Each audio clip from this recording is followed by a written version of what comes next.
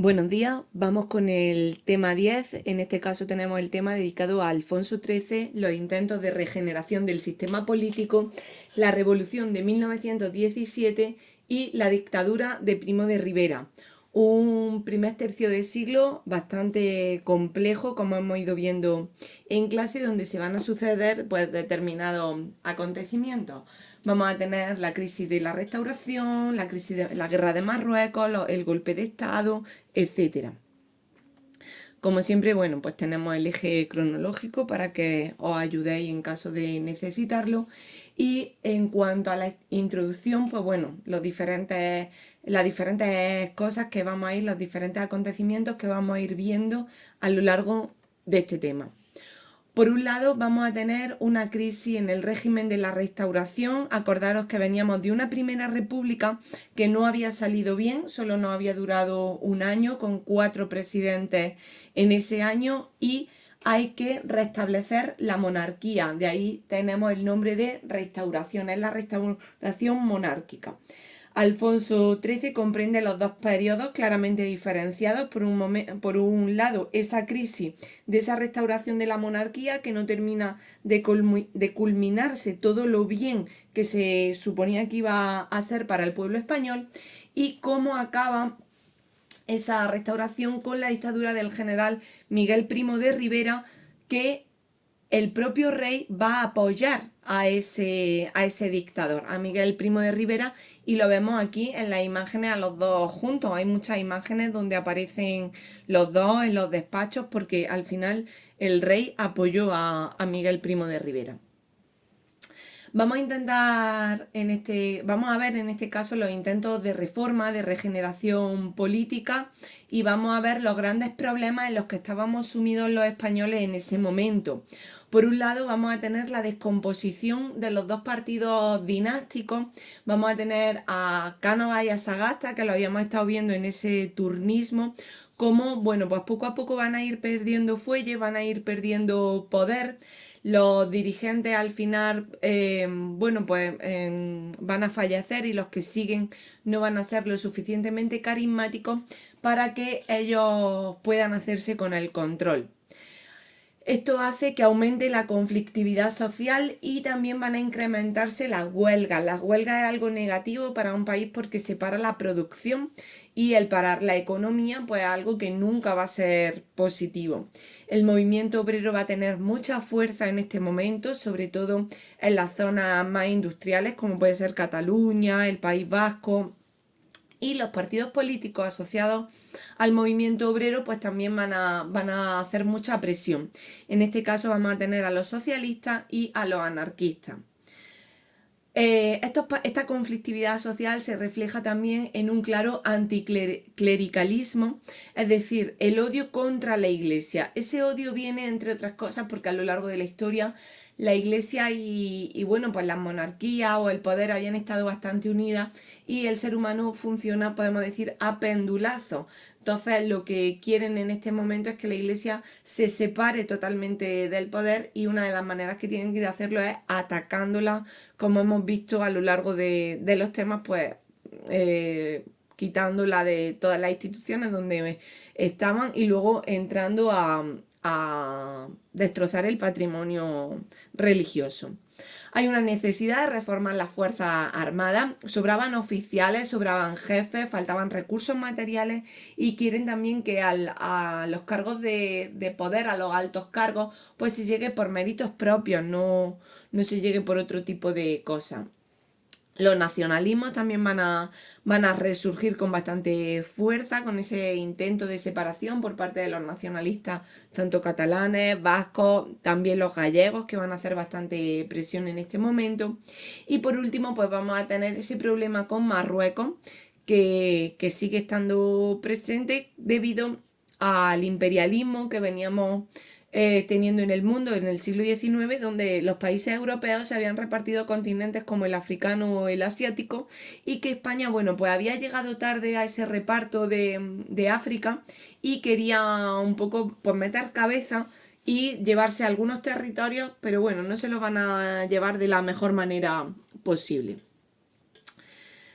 En este caso, los dos partidos fuertes, los liberales y los conservadores, pues vamos a tener que Sagasta y Cánovas del Castillo ya han fallecido y los siguientes, los sucesores, van a ser Antonio Maura en el Partido Conservador, que lo tenemos aquí, y a José Canaleja frente al Partido Liberal. Maura decía que la revolución tenían que hacerla desde arriba, es decir, desde las personas con más poder, que si lo hacía la revolución desde abajo, es decir, las clases sociales más bajas, que iba a ser pues mucho más violento. A pesar de que, bueno, tanto conservadores como liberales tenían pensamientos opuestos, pues intentan llevar a cabo una política de regeneración, es decir, hacer leyes que no supongan para el partido contrario una gran amenaza y seguir un poco con ese turnismo de leyes bastante light, podemos decir, y que, bueno, pues pretendían acabar con los problemas que estaba viendo, pero que en realidad pues no era así. Y seguimos con un problema de caciquismo y con la violencia política en las calles.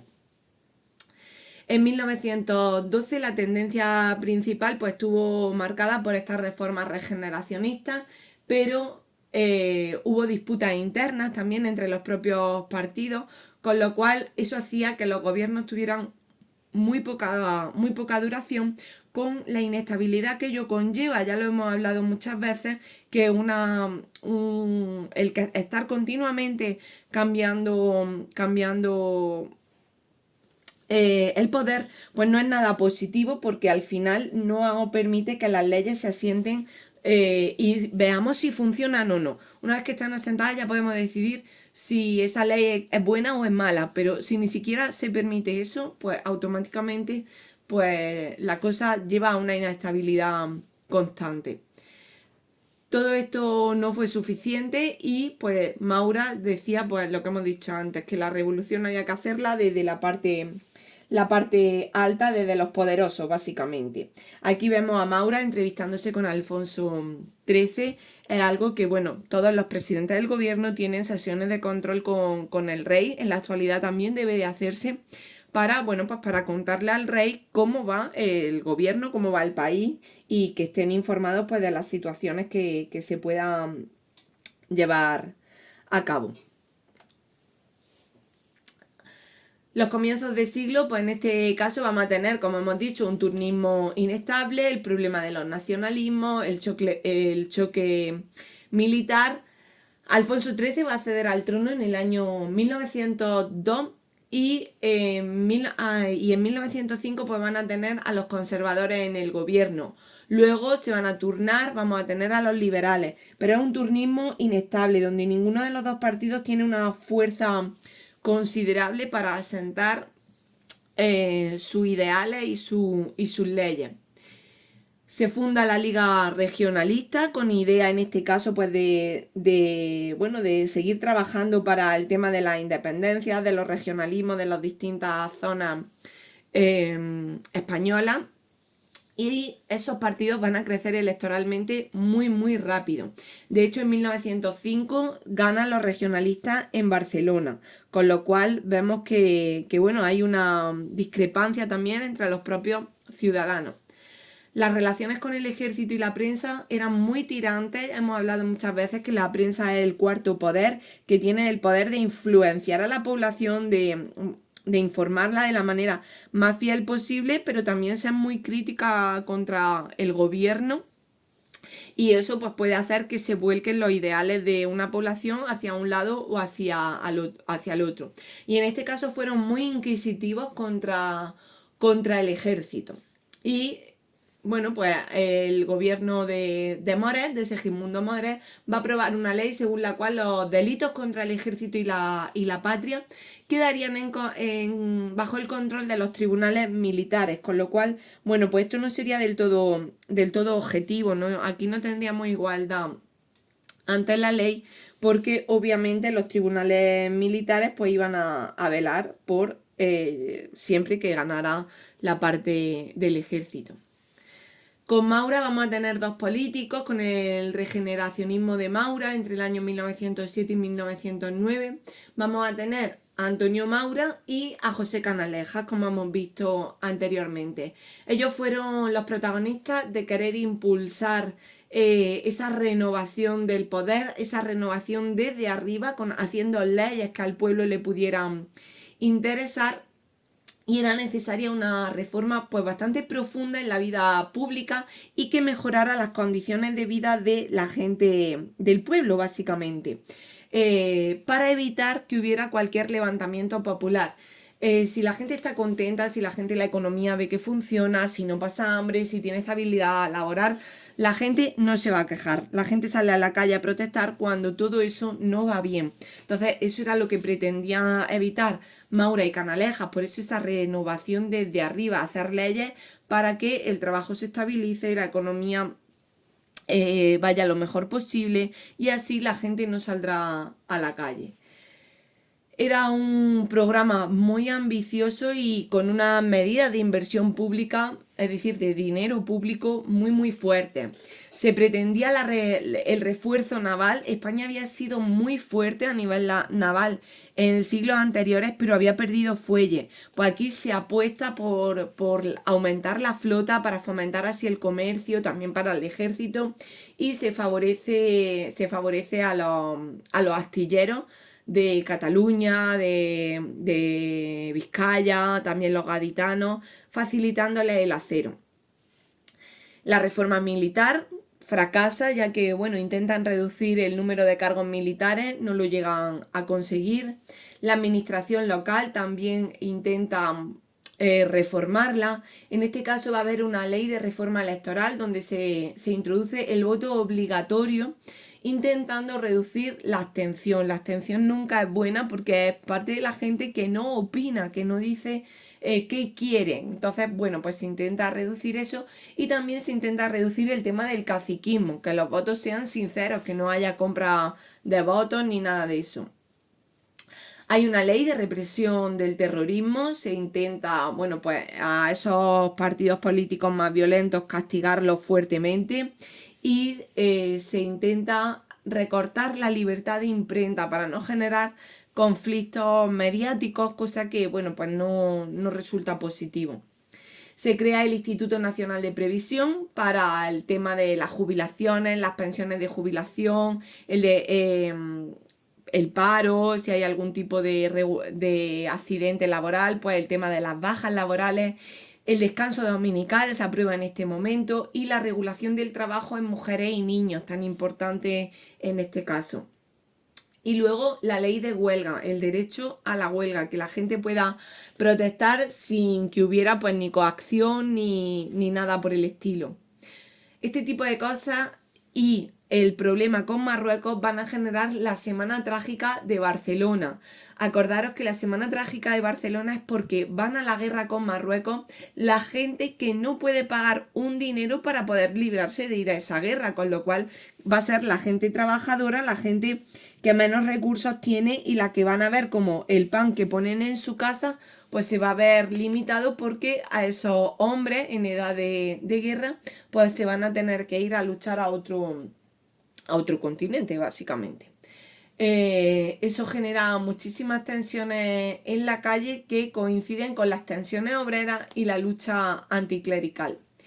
En este caso se firma también con Marruecos la conferencia de Algeciras, donde Francia nos ha dejado parte de su protectorado, y eso va a hacer que, como ya os comentaba, muchos de los españoles se tengan que marchar a luchar a Marruecos.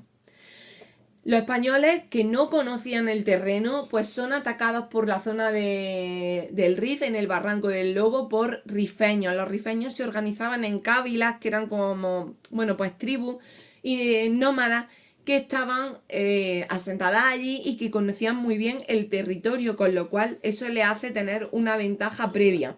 Aunque no estaban equipados, pero nada más que el hecho de conocer el terreno ya era positivo. Con lo cual tuvimos una masacre de españoles en ese caso, y eso genera pues esa Semana Trágica de Barcelona, donde las mujeres, las madres, las hermanas de esos hombres que habían ido a luchar, pues salen al grito de abajo la guerra, que vayan también los ricos, porque los ricos ya hemos dicho que no iban. Hubo una huelga general el día 26 de julio, aparecen en las calles de Barcelona barricadas, saqueos, incendios, una representación muy sangrienta donde mueren 116 personas en Barcelona, un número muy considerable, y vemos aquí imágenes de la cantidad de gente que fueron pues, a esas manifestaciones en contra de la guerra con Marruecos. La represión pues culminó con la ejecución de los dirigentes, entre ellos se encontraba un pedagogo, Francisco Ferrer Guardia, que es ejecutado y que hoy se cree que en realidad no participó de esos hechos.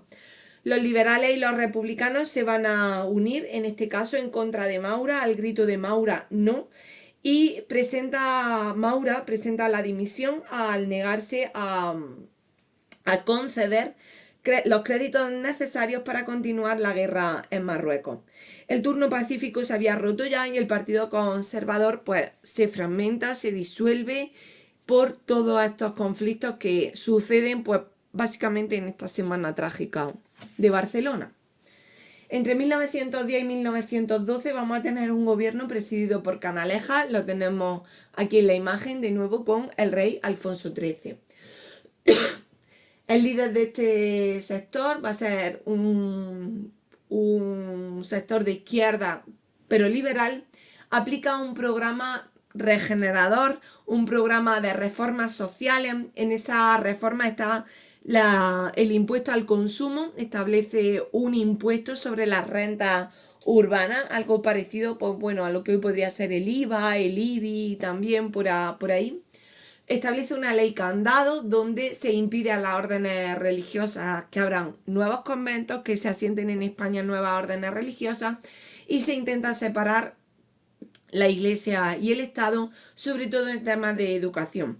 Y luego intenta llegar a acuerdos con los autonomistas catalanes creando una especie de mancomunidad catalana, es decir, una mancomunidad, una especie de comunidad autónoma donde los catalanes pues iban a tener bastante independencia económica con respecto al resto del país. Se negocia con Francia la delimitación fronteriza de hasta dónde iba a llegar el territorio francés en Marruecos y hasta dónde iba a llegar el territorio español allí, y se propone el servicio militar obligatorio para que así todo el mundo tuviera que ir a la guerra, y ya se prohíbe el tema de no ir por pagar un dinero, básicamente.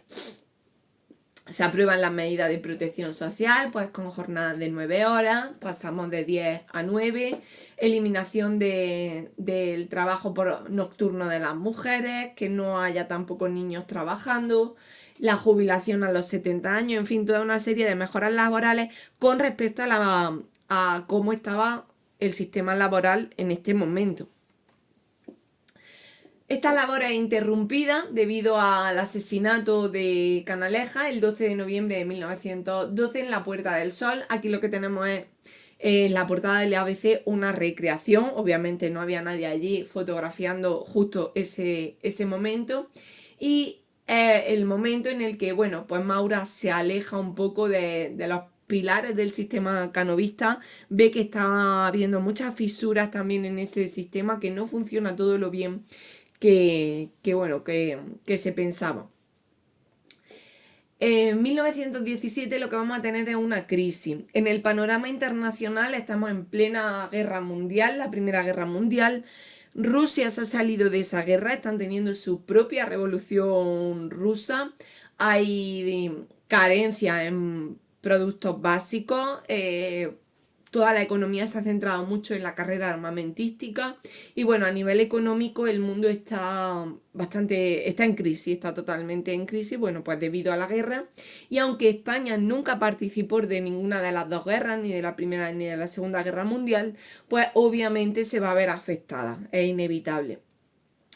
En este caso, el sistema político de la Restauración está totalmente descompuesto, el malestar social y político pues patente, se nota en la población, y el descontento pues era general. Hubo un periodo pues, de bastante hambre, además se va a juntar luego más adelante con una epidemia de gripe, ¿vale? La conocida como gripe española, con lo cual ese hambre, esa crisis económica se incrementa.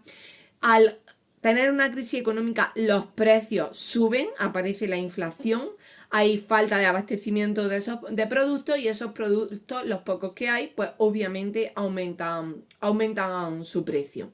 Eso hace que haya un gran escándalo en pues las fortunas que han sido construidas en base a la especulación de estos productos.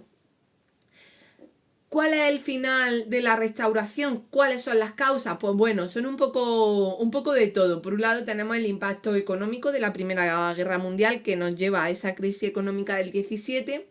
El tema del ejército, donde los altos cargos pues son muchos y que no quieren que se remodele el ejército.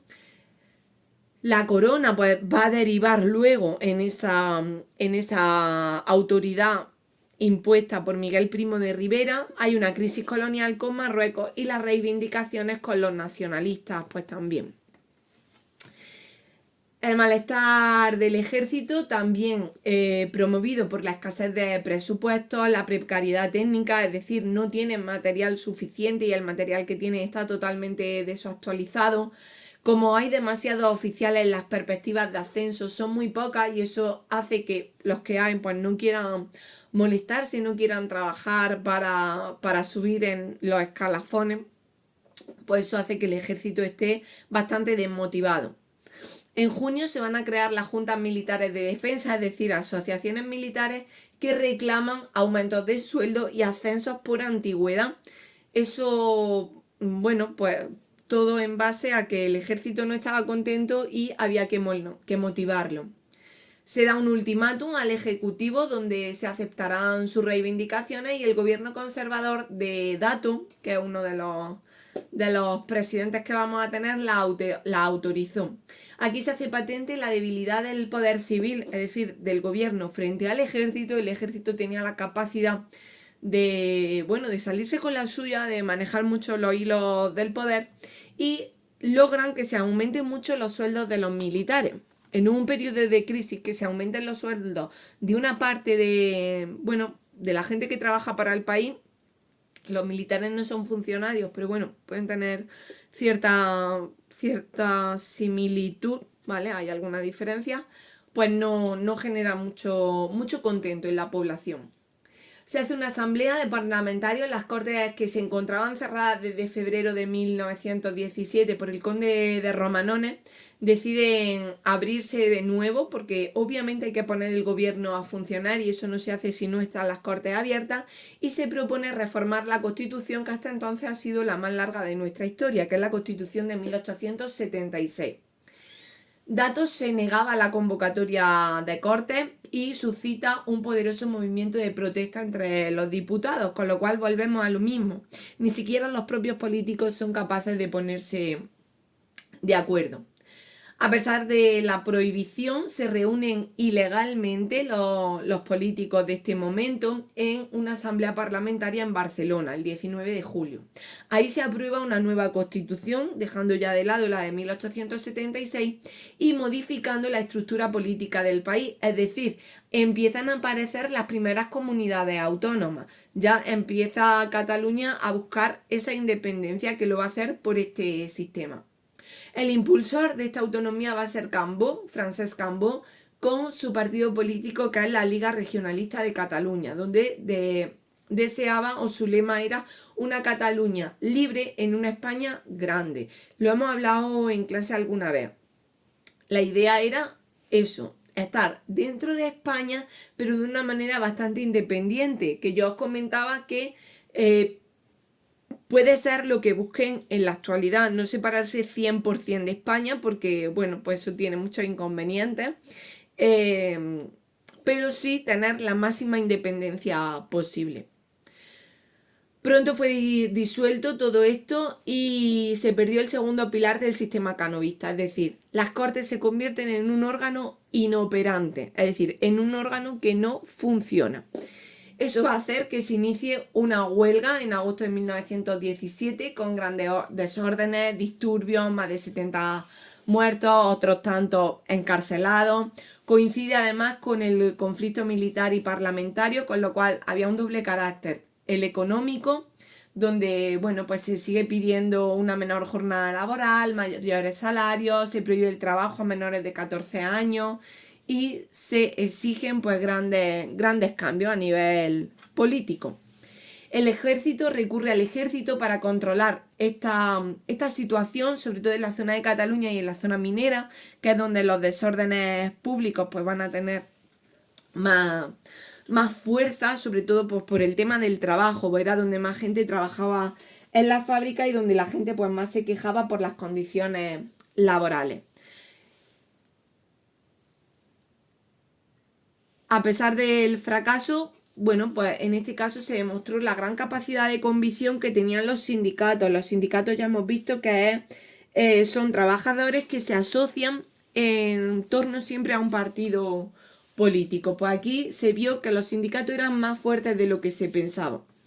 Esto lleva a una crisis del sistema, una descomposición de los partidos dinásticos, se fraccionan esos partidos en muchos partidos pequeñitos y bueno, pues dificulta ese turno característico del sistema de restauración, porque ya no son dos partidos fuertes, sino que son muchos partidos pequeños opinando y queriendo llegar al poder, con lo cual eso dificulta el que se pongan de acuerdo.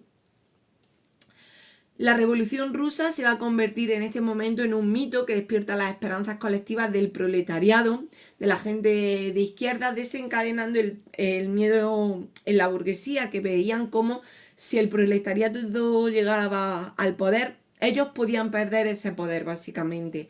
Con lo cual, bueno, pues ahí se crean muchas tensiones entre las distintas clases sociales, entre el proletariado y entre la burguesía. Destaca la huelga de la canadiense, la Traction Light and Power en 1919 en Barcelona. Una huelga que dura más de un mes, o sea, es muchísimo tiempo el que tenemos la economía en España parada, pero se consigue rebajar esa jornada laboral de 9 horas a 8, que es donde estamos en la actualidad. Hemos pasado en muy poco tiempo de 12 horas trabajadas con la primera revolución industrial, estamos hablando a principios del siglo XIX,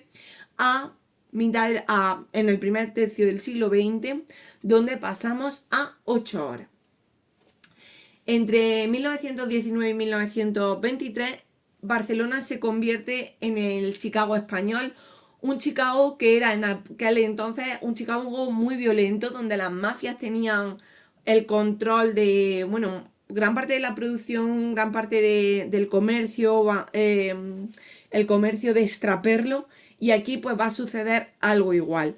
Va a ser un periodo de muchísima tensión en las calles, político también, donde no tanto las mafias, pero sí va a haber grupos políticos donde asesinen a los políticos contrarios, con lo cual imaginaros la tensión que con la gente, con la gente de los barrios, que tu vecino podía salir a la calle y encontrarse un fuego cruzado y morir, bueno, tu vecino o tú mismamente, con lo cual, bueno, el propio presidente del gobierno, Eduardo Dato, va a morir asesinado en 1921 con esos atentados que se van sucediendo a los políticos. Y luego vamos a tener también la crisis del Anual, ese desastre del Anual en esa guerra con Marruecos, donde bueno, pues los españoles van a perder muchísimos soldados debido a que, entre otras cosas, pues no conocían el terreno, no eran militares profesionales y los mandaron allí sin la equipación adecuada. Eso nos lleva a la guerra con Marruecos. África se había repartido por parte de algunos países europeos, obviamente no todos, habíamos tenido el tema de la colonización con los ingleses a la cabeza, franceses, holandeses, portugueses e italianos. Se habían juntado en 1886 en Berlín, en la conferencia de Berlín, y el alemán Otto von Bismarck había repartido África con Escuadra y Cartabón. España en todo ese proceso estaba en una crisis donde estaba perdiendo territorios, con lo cual va a llegar tarde a ese reparto. Cuando llega, pues va a haber muchísimas tensiones porque ya no hay territorio para nosotros. Va a haber que, bueno, hablar un poco con Francia, que era dueña de Argelia y protectora de Túnez, a ver si por ahí nos dejan algunos territorios que, bueno, por índole histórica, España había conquistado con los reyes católicos Ceuta, Melilla y algunos puntos más clave como puede ser Orán, pues querían volver a ver si, bueno, pues los mantenían, seguían teniendo esas zonas bajo su poder. Además, en la forma en la que, bueno, pues ese fracaso colonial quedara un poco enmascarado, bien haciéndole ver a los ciudadanos españoles que, bueno, que seguíamos en la picota y que seguíamos teniendo cierto poder en el orden europeo. En 1904, bueno, hay un primer acuerdo entre los franceses y los españoles donde se otorga a España la administración del Rif. En la conferencia de Algeciras se le concede el protectorado y en los años siguientes, bueno, pues las compañías españolas comienzan a instalarse allí para, entre otras cosas, pues explotar la riqueza minera de esa región. La política africanista de España pasa por superar la vergüenza de lo ocurrido en 1898, es decir, superar las pérdidas de Cuba y Filipinas, la tradición histórica que teníamos en esa zona, ya os comentaba, hasta los reyes, durante la época de los reyes católicos habíamos conseguido pues algunas plazas allí, y luego la propia rivalidad colonial entre franceses e ingleses. Los franceses querían quedar por encima de los ingleses y si se encontraban con la ayuda española, pues bueno, iba a ser positivo. La intervención de España en Marruecos pasa por renovar el prestigio que teníamos en Europa, que habíamos pasado de ser el número 1 a estar en la cola. Luego los intereses económicos, por supuesto, excavar o explotar las minas de hierro para la construcción de ferrocarriles, y luego meter a España en el grupo de potencias coloniales con Europa, que de la otra manera pues nos íbamos a quedar atrás. Eso, bueno, pues se agrava esos conflictos que vamos a tener en España con la Semana Trágica de Barcelona, y en la Primera Guerra Mundial pues Francia intensifica sus actuaciones en la zona. Amenaza con instalarse en la región sin respetar los pactos que había tenido con los propios españoles, y en respuesta en 1919 el gobierno español inicia una guerra o una carrera de toma de posiciones, es decir, intentar conquistar la parte francesa desde las bases de Ceuta y Melilla, que esas zonas pues sí las teníamos muy bien controladas porque llevábamos pues casi 4 siglos con ellas. La guerra culmina en el año 1921, una acción que se planificó muy mal por parte del general Fernández Silvestre, que provoca el desastre del Anual. El Anual es una zona de Marruecos donde esos rifeños se habían organizado gracias a Abdelkrim y atacaron por diferentes frentes a los españoles que no conocían el terreno. Los atacan por ese barranco del Lobo. Hubo unas 14.000 bajas de los soldados que allí estaban. Tened en cuenta que cada 14.000 bajas puede ser aproximadamente un poco menos que la población de la ciudad de Baeza, sin irnos demasiado lejos. Es que todo el pueblo de Baeza falleciera, para que os hagáis una idea. O que la mitad, quizá un poco menos de la mitad de Linares falleciera. Y luego 4.000 prisioneros. Es decir, que poblaciones como Vilches, como Ibros, que toda su población fuera a la cárcel. O sea, estamos hablando de unos números muy, muy grandes para el momento. Eso provoca que el gobierno español empiece a tener muy buena fama. Se le acusa de haber mandado allí a los soldados pues casi directamente a la muerte porque no iban bien preparados. Además, en el sentimiento general de la población española, lo que vamos a tener es de nuevo frustración. Es que ya hemos venido de perder territorio y es que aquí se nos ha muerto mucha gente, con lo cual la situación va a ser muy muy crítica y se abre una investigación para declarar las responsabilidades individuales, para acusar a las personas que han mandado allí a los soldados, pues prácticamente los han mandado a una muerte segura. Eso es el expediente Picasso, ¿vale? No tiene nada que ver con el pintor, sino con el apellido del militar que manda esta investigación. Eso, bueno, pues hace que sepamos el nivel de corrupción en el que está metida el gobierno español en general. El desastre supuso el principio del fin de la monarquía alfonsina, porque también al rey se le va a acusar de, bueno, pues de no frenar este fracaso absoluto, de que él no previera que esto podía pasar, con lo cual, bueno, pues vamos a tener un periodo bastante convulso a nivel político, pero todo esto va a quedar frenado cuando el general Miguel Primo de Rivera, que va a ser capitán general de Cataluña, decide dar un golpe de estado, es decir, hacerse él con el poder contra el gobierno, lanza un manifiesto al país y al ejército que se publica el 13 de septiembre y en el monarca, Alfonso XIII, que los tenemos ahí a los dos retratados, pues no opone resistencia. Él ve que, bueno, que puede ser una solución que llegue un militar a poner orden, ya que ni él mismo podía, como no tenía capacidad, el rey no tenía capacidad de poner orden, y como había sido un problema también militar lo que habían tenido en Marruecos, pues bueno, a ver si Miguel Primo de Rivera podía solventar ese conflicto con Marruecos. El Primo de Rivera deja Barcelona, llega a Madrid y es nombrado por el rey presidente de un directorio militar encargado de la gobernación del Estado. Podemos decir que el rey lo veía más como un presidente del gobierno que como un dictador.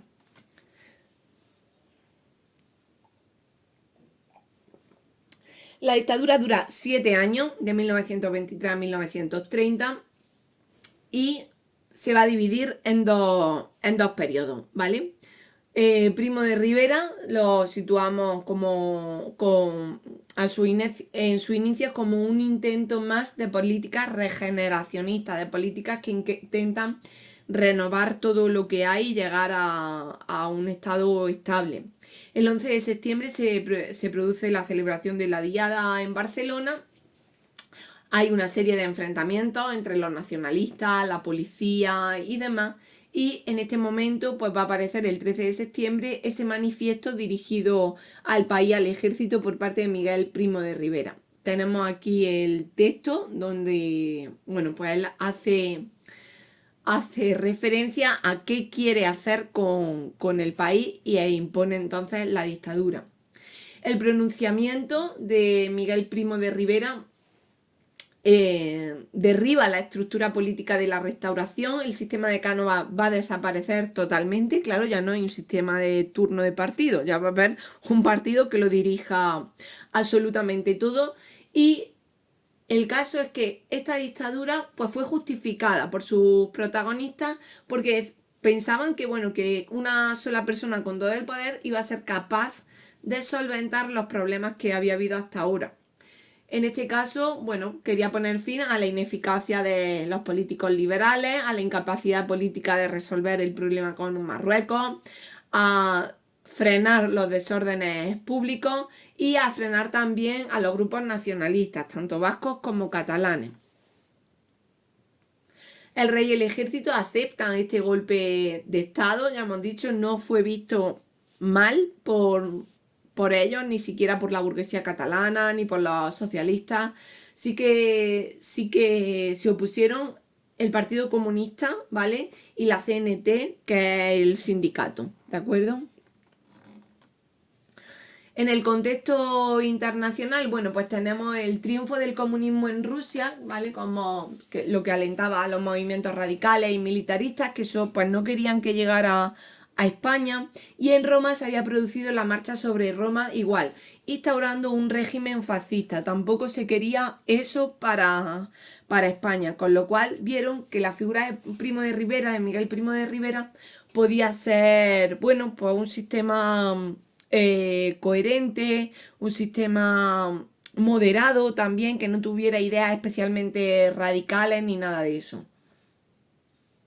Se le recibe con mucho entusiasmo, se le apoda como cirujano de hierro, lo propone Joaquín Costa, porque su idea era salvar España y salvar a la patria de nuevo desde arriba.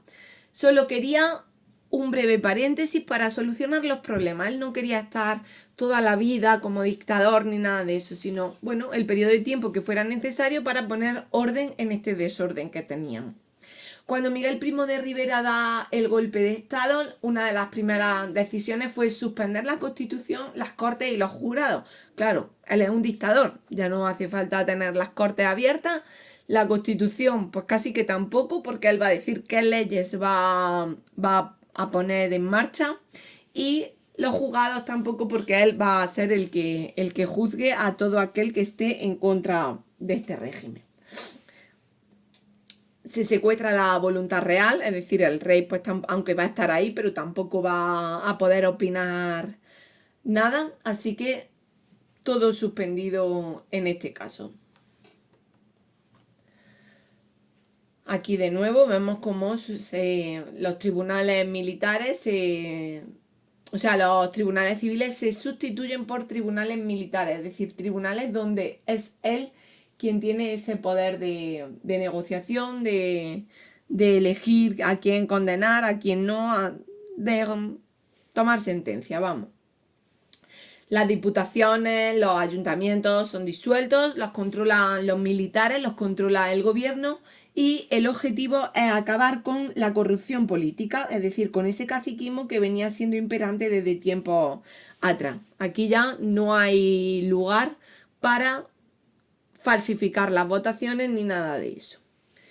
Se suprimen derechos, se suprimen libertades, como en todas las dictaduras. Aquí no hay ningún tipo de novedad con respecto a otras dictaduras actuales o de tiempos anteriores.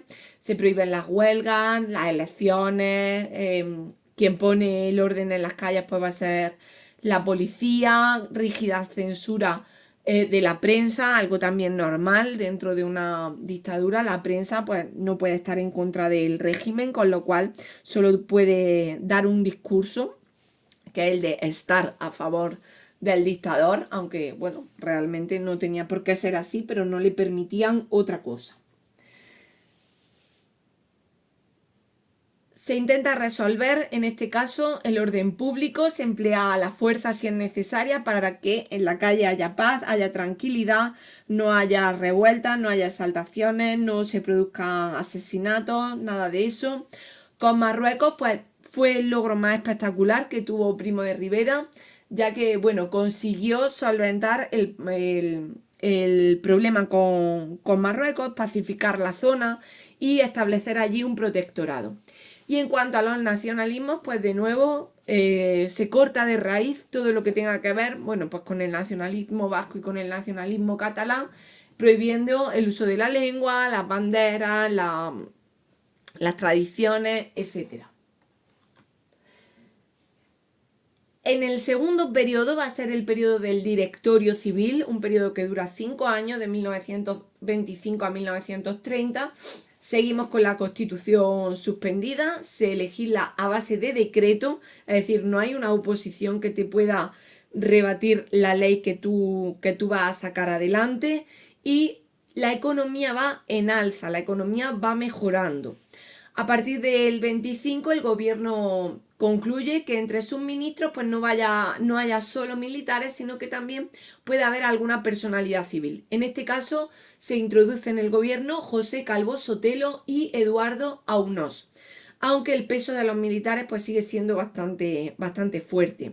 En el gobierno civil predominan los tecnócratas, es decir, gente que está en el puesto de poder porque su profesión tiene que ver con eso. Por ejemplo, en un gobierno tecnócrata tendríamos en el Ministerio de Educación a una persona relacionada con la educación y que su currículum sea demostrable en ese aspecto, es decir, que haya sido un profesor, que haya estado dirigiendo un instituto, una universidad, un colegio y que tenga una amplia carrera dentro de ese sector. En el de sanidad, pues un médico, un enfermero que igual pueda demostrar años de carrera relacionado con la medicina y que haya estado pues dirigiendo algún tipo de ambulatorio, hospital, etcétera. Entonces, bueno, pues en ese gabinete civil predominan los tecnócratas. Y luego la Unión Patriótica, que es el partido político de Primo de Rivera, pero que carecía de un programa político claro, un programa ideológico claro.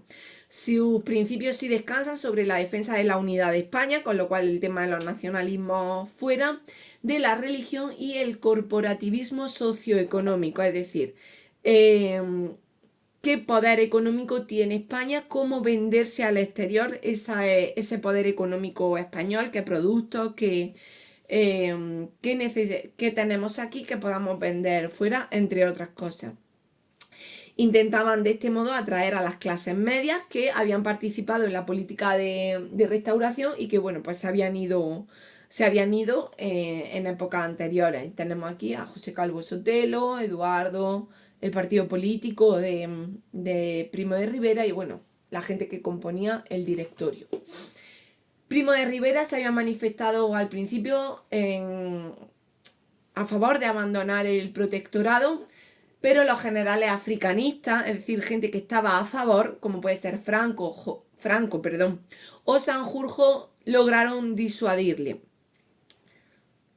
Por primera vez el ejército planifica operaciones con detalle para poder establecerse de manera pues mucho más segura ahí en la zona de Marruecos, con doctrinas pues más modernas, técnicas más avanzadas, y se busca además la cooperación con Francia, es decir, que Francia nos ayude en esto. Con gran éxito, Primo de Rivera lo consigue en el desembarco de Alhucemas. Se reconoce que los ciudadanos están cansados de la guerra, que el ejército también, pero que finalmente pues, han salido victoriosos con ese gran desembarco que se hace en Alhucemas. La hacienda se ha recuperado, es decir, la economía española poco a poco va mejor y eso supone el empezar a pensar en reducir el déficit presupuestario, es decir, hacer mejores inversiones. Al final de la dictadura, bueno, pues tenemos que poco a poco tanto el rey como Primo de Rivera se van a ir separando porque, bueno, Miguel Primo de Rivera empieza a no aceptar lo que le va diciendo Alfonso XIII. Por eso la frase de no me borbonea nadie me va a decir lo que tengo que hacer. Algunos mandos del ejército dejan de apoyarle también. El ejército no puede tolerar que se utilice la bandera militar en un régimen que al pueblo lo tiene totalmente sometido, entonces empieza también a encontrar disidentes dentro de sus propios compañeros, podemos decir. Los intelectuales españoles, es decir, científicos, literatos, como puede ser Miguel de Unamuno, Ortega y Gasset, filósofos, médicos como Marañón, pues también están en contra de la dictadura y escriben en la prensa mucho en contra del dictador. La cuestión autonómica pues también va haciendo mella, ya que bueno, pues sigue habiendo mucha gente que está a favor del sistema autonomista y el propio Primo de Rivera pues va a enfermar, con lo cual ya no tiene tantas fuerzas ni tantas ganas. En 1930 es consciente de que ha perdido mucho apoyo, se retira y el 28 de enero, bueno, pues al final acaba muriendo exiliado en Francia, huido en Francia. Por otro lado, la monarquía intenta volver a la normalidad constitucional, pero tampoco le sale bien. En este caso, Alfonso XIII pide que vuelvan esos profesores, esos catedráticos que se han ido a raíz de la dictadura de Primo de Rivera. Damaso Berenguer decide formar de nuevo un gobierno para intentar separar la figura del rey, se intenta separar también de la responsabilidad de la dictadura de Primo de Rivera, pero el 15 de noviembre Ortega y Gasset publica en el periódico El Sol un artículo titulado El error de Berenguer, donde pide al rey responsabilidades por la dictadura de Primo de Rivera. O sea, el rey que había querido separarse de esa dictadura, aunque todo el mundo sabía que en los primeros tiempos había sido muy fiel a Primo de Rivera, intenta en este caso ya separarse, y Ortega y Gasset le dice que ni hablar, que asuma las consecuencias de haber apoyado a Primo de Rivera en los años anteriores. El ideal social, político de esos tiempos pues, van a tender cada vez más hacia una segunda república. Eso se hace evidente cuando partidos políticos del momento firman el Pacto de San Sebastián, y en este caso pues tenemos a Azaña, tenemos a Lerroux, a Alcalá Zamora, a Maura, que son gente de ideales donde, bueno, pues la monarquía tiene que desaparecer y la república tiene que resurgir y poner en orden todo esto. El 17 de agosto de 1930 los republicanos de distintos signos políticos, ya hemos dicho muchas veces que el ser republicano puede ser gente de derecha o gente de izquierda que no está asociada a un pensamiento claro, se reúnen en San Sebastián y deciden, bueno, pues firmar este pacto para intentar convocar las Cortes Constituyentes, garantizar la libertad religiosa, cometer distintas reformas e implantar una república en España. Y aquí tenemos pues esos dirigentes, aquí tenemos por ejemplo a Azaña, que ya lo hemos visto en más fotos, aquí a su lado está Maura, en fin, a esos políticos que firmaron ese pacto. En diciembre, Fermín Galán y Miguel Ángel Hernández son militares que se sublevan en Jaca a favor de la República. Esa sublevación fracasa, acaban ejecutados y son los primeros mártires de la República, con lo cual ya tenemos un sentimiento republicano mucho más exaltado porque, bueno, hay dos personas que han muerto por esa vuelta a la República. La muerte de Ángel y Fermín, así como un consejo de guerra que hubo en 1931, es lo que pone el punto inicial a esa segunda república. Por otro lado, vamos a tener también que fracasa un intento protagonizado por Queipo de Llano y Ramón Franco en una sublevación contra la monarquía de nuevo. O sea, los militares también están algunos a favor de la república, en este caso en el aeródromo militar de Cuatro Vientos. Después de despegar con un avión para lanzar bombas contra el Palacio Real, bueno, pues sin poder realizar ese bombardeo. Por otro lado, hay que decir que menos mal, porque no hubiera sido un atentado muy grave. En el Palacio Real trabaja mucha gente y eso hubiera sido una masacre, con lo cual, bueno, pues no le salió bien, aparte de que hubiéramos perdido patrimonio histórico y demás. No salió bien. A esos militares se los apresa y se les manda al exilio a Lisboa. El 18 de febrero se forma un nuevo gobierno, en este caso presidido por un almirante, Juan Bautista Aznar. Se convocan nuevas elecciones en abril y en este caso, bueno, pues ganan por mayoría los republicanos. El 14 de abril de 1931 se vota la república, sale un gobierno provisional presidido por Niceto Alcalá Zamora y con algunos de los representantes de ese pacto de San Sebastián. Alfonso XIII tiene que marcharse de España y está dispuesto además a que no haya derramamiento de sangre. Él asume que si lo que su pueblo ha votado es la república, pues él tiene que abandonar la maleta, o sea, tiene que coger la maleta y abandonar el país. El presidente Juan Bautista Aznar expresa la situación, una situación de crisis al final, porque bueno, tampoco está claro que aunque la población quiera la república, después de todo lo que había pasado, tampoco está seguro de que la respuesta a todos los problemas sea la república. Y dice así: crisis ¿Qué más crisis quieren ustedes que la de un país que se acuesta monárquico y amanece republicano? Es decir, donde todo el sistema ha saltado por los aires, ha dado un pendulazo totalmente al lado contrario y veremos a ver cómo sale esto porque la vez anterior pues no salió regular. Con esto acabamos el tema, con esta frase, con el rey también ahí pues marchándose de España. Y el tema siguiente pues será ya la Segunda República, que es el que hemos acabado en clase recientemente. Así que nada, un primer tercio muy convulso. Seguimos, la verdad es que el siglo XIX y el primer tercio del siglo XX es bastante convulso. Ya una vez que nos metemos en la República, la Guerra Civil, aunque son periodos dramáticos, pero quizá podemos decir que a nivel gestor es algo más estable. Tampoco para tirar las campanas al vuelo. Así que nada, seguimos con los vídeos de repaso y espero que os ayuden.